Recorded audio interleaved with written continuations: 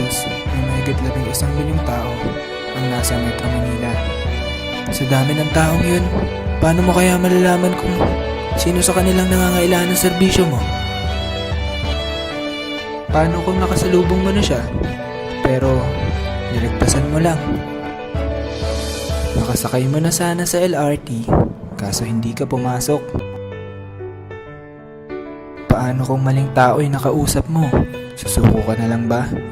O patuloy kang maghahanap? Pero ang pinakamasaklap sa lahat, yung andyan na, tumigil ka pa.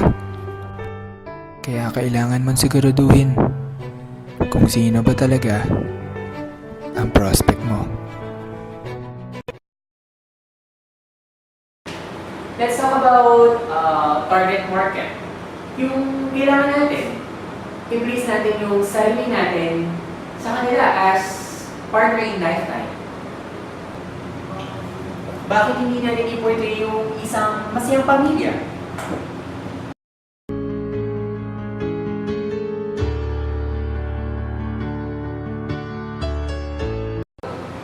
In this hire to lead, nandito tayo. Eto tayo ngayon. So what we need to do is iparamdam sa kanila na we are committed to them lifetime. So team, kaya ba natin gawin to, di ba? Right?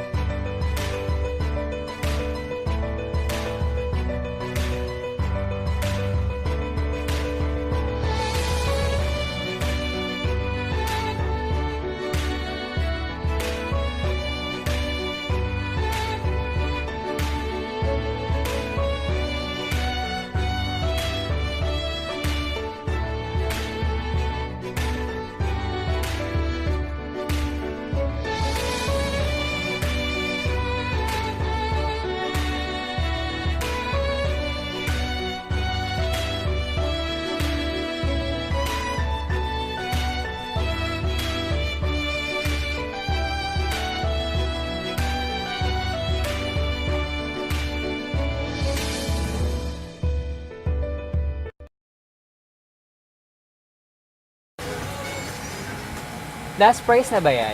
Wala bang bawas? Paano kung masira agad? May assurance ba ako na hindi madidili ang delivery?